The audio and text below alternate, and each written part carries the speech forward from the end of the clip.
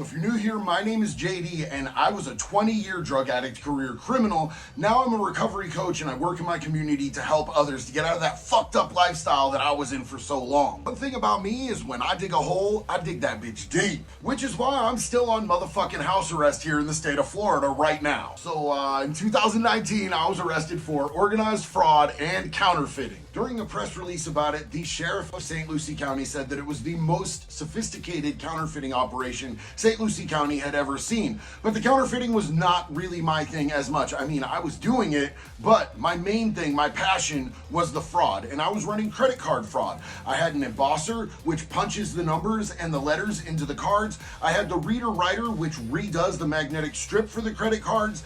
And I had an ID printer, so I would make IDs, I would make credit cards that go along with the IDs, and then we would run them the fuck up. But how do you get the numbers? And that's why we're gonna talk about the dark web today. See, even when I'm fucked up on my drug of choice, which has always been crystal meth, I still have something of a conscience, and I couldn't hit small businesses or like private individuals who are hardworking people. My personal preference, I like to hit pharmaceutical companies. Pharmaceutical companies send out representatives with these Visa Infinite cards, right? These cards have no limit and no location lock because they send these fools all around the country to try to bribe doctors into writing more prescriptions to people that they don't need that are gonna fuck up their life, just like they did when they killed most of my friends with the opioid epidemic, which is why I've never had any feelings whatsoever about getting them motherfuckers. But even with all my equipment, if you don't have the right information to go on the card, that shit is fucking useless. And that's where the dark web comes in. Now, I was using a few different sites to get my card numbers, but my favorite, my all-time favorite, was Wall Street Marketplace.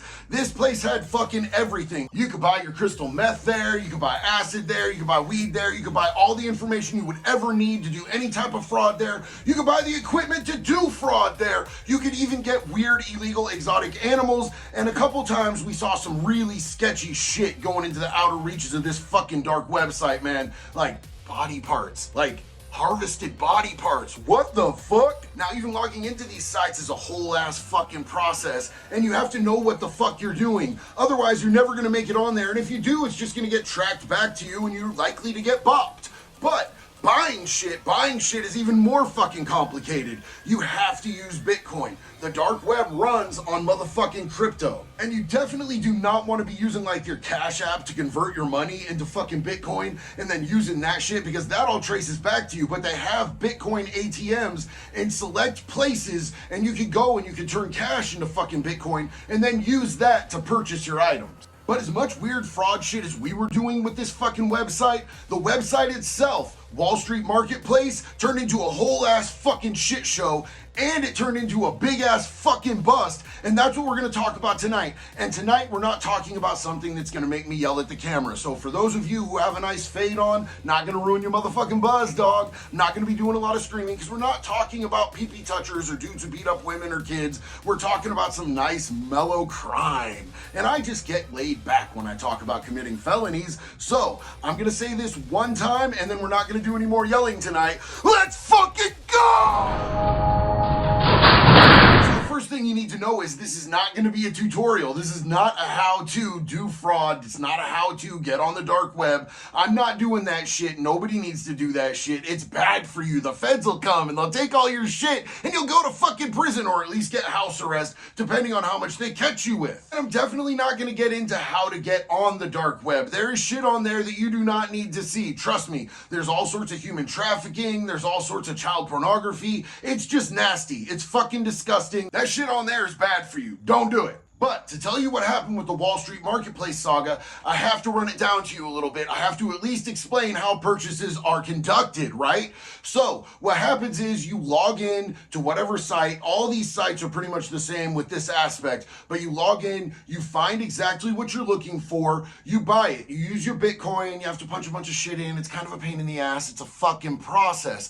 But then once you have paid with your Bitcoin, it goes to the sender that you paid. They send you your product. But the site holds all of the Bitcoin until you confirm that you got your product and it's what you actually meant to buy, and they're not just fucking pulling some wiggle on you where they send you some bunk ass dope or some fucked off numbers. With numbers, it's pretty immediate. You get your numbers immediately, but if you're buying like meth, or if you're buying a fucking exotic animal that's illegal in the US, or if you're buying a fucking body part that they harvested, I guess, it takes a minute for it to get to you, and that site's gonna hold on to that money until you confirm that it's a good fucking deal. Then they send the Bitcoin to the fucking distributor. Now, every distributor on here has ratings. They have reviews. If they're ripping people off, it'll fucking hurt their fucking sales. So, not a lot of people like to fuck around in that respect. You know what I'm saying? Like, there's some accountability there, and if you do bad business, you are gonna get a bad reputation, and it's gonna cut your fucking profit margins significantly. Nobody wants to prepay on some shit that they don't know is going to be pretty fucking good chance that they're going to get their shit and it's going to be what they were actually trying to buy. Most of these distributors are outside of the fucking US, so a lot of this is international shipping of illegal illicit substances, which is sketchy as fuck on top of everything else. So you may or may not get your fucking package. Sometimes they get fucking hemmed up en route. Or even worse, you could get your fucking package, you take it into the fucking house, and a few minutes later, the feds kick your fucking door in, put you on the fucking floor, and drag your ass to fucking jail. I don't care who the fuck you are, that's a bad goddamn day, I promise. And as if all that risk wasn't bad enough, there's also another risk inherently involved, and that's exactly what happened with Wall Street Marketplace. These motherfuckers got greedy. They started taking the Bitcoin that was sent for escrow. The dealers would send the stuff, but the dealers were never getting their shit.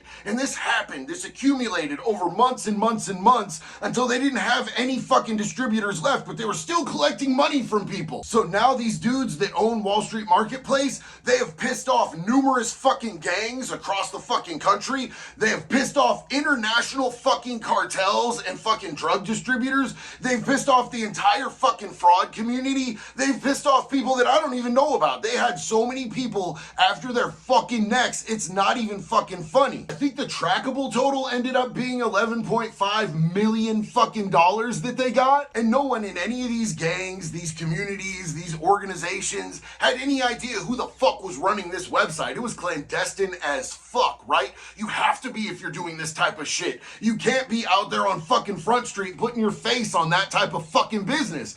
But we found out, you goddamn right we found out, because the feds ended up hemming them the fuck up. It turned out to be 3 German nationals and 1 Brazilian man, and they not only got hemmed up by the American government, they got hemmed up by the government in Germany and the Netherlands as well. So they got triple fried fuck. They almost got away with a 4 split of $11.5 million. It was already split up into 4 separate accounts when they caught them. And trust me, these motherfuckers could make IDs, they could make social security cards, they could make birth certificates. They were about to be ghost as fuck, bruh. These dudes caught these charges in all 3 countries, and like, I don't even know what one of these charges is. Conspiracy to distribute monetary instruments? The fuck does that mean? I don't know. I've never been that big time.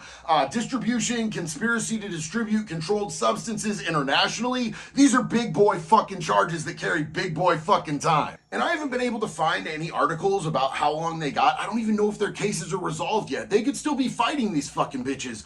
But I just wanted to talk about what this whole fucking dark web thing is really like and talk about their story, because it's fucking fascinating to me personally. And when I talked about my personal story and the crimes I was committing, a lot of people had questions about the dark web and where I was getting my credit card numbers for these pharmaceutical company reps. And honestly, I'm not mad at these dudes. I don't care how long they got charged for. They got me for some money, and I'm not pissed, because fuck, man, what they did was fucking brilliant and ballsy as fuck, man. If you are in the criminal lifestyle and you figure out a way to rip off and piss off almost every criminal fucking organization on the face of the fucking planet, man, you're a fucking hero, bro, because they are going to fucking get you. You're lucky the feds caught your ass. I'm not gonna get excited about crime. I'm not gonna get excited about crime. Honestly, I was a little crotch raw when they got shut the fuck down, because it's a whole fucking process to get used to a fucking dark web website. This whole place was really clandestine. Like, the homepage, it looked like an actual investment website, and the one I ended up going to looked like a fucking doctor's website, and I had to figure out how to fucking navigate the whole thing. It was frustrating, it was confusing. I was also really fucking high when I was doing this, so it made it that much harder to fucking figure out. God damn it, what the fuck? And And yet I digress. I just want you guys to know how happy I am to not be involved with that stressy ass crime lifestyle where I'm hurting people, I'm ripping people off, I'm doing bad things, I'm not being honest about who I am. I far prefer the lifestyle that I live today where I get to help people that are in need and help pull people out of that fucking hole that I lived in for so long. This microphone's not on. It's just a prop, by the way. Fuck this thing. And really, in the end, this is a perfect example of my personal experiences with crimes and everyone I've ever fucking seen, man. Everybody always thinks when they get involved with a fucking criminal lifestyle that they're gonna make it out with some huge score at the end and they're gonna get off scot-clean and they're gonna go live some lavish life on a fucking beach or wherever the fuck, whatever their dream is, they have that planned out and they never fucking make it, man. Really, the best endings, the happiest endings that I've seen is when a motherfucker gets caught, gets clean, gets sober, gets out of that fucking lifestyle maybe before they get caught, but nobody really ever makes it out. Like, it costs so much more in the long run. If you get caught, you're gonna have to pay a bond, you're gonna have to pay a lawyer, you're gonna miss years of your life in fucking prison where you're not making anything, and your family members are gonna fucking die, and everybody's gonna fucking forget you existed. The whole goddamn thing is a dead-end road. I fucking promise you. I've seen it happen over and over again. Thank you for sharing that Dr. Phil moment with me. Was it beautiful for you? Was it good for you? It was good for me. Anyway, I appreciate you guys riding out with me tonight, man. I hope that you enjoyed it. If you did enjoy it and you want more crime stories, please let me know in the comments. If you didn't like it and you've got other suggestions, definitely let me know in the comments. If you just hate my fucking t-shirt and you want to tell me that in the comments, I'm down with that too. I'm gonna be a politician here. Hold on for 1 second. I'm sorry, I hate this part too. Please like, subscribe, comment, share, all of those things that'll make me feel special. Myself, I'm just truly grateful that I have a community here that keeps coming back and watching my videos, supporting what I do. I hope that you glean something from these. I hope that you learn. I hope that you laugh. I hope you enjoy them. Sometimes we get mad, sometimes we get sad, and sometimes we just have a good motherfucking time. All right, man, I'm out. One love, y'all. Be good or be good at it.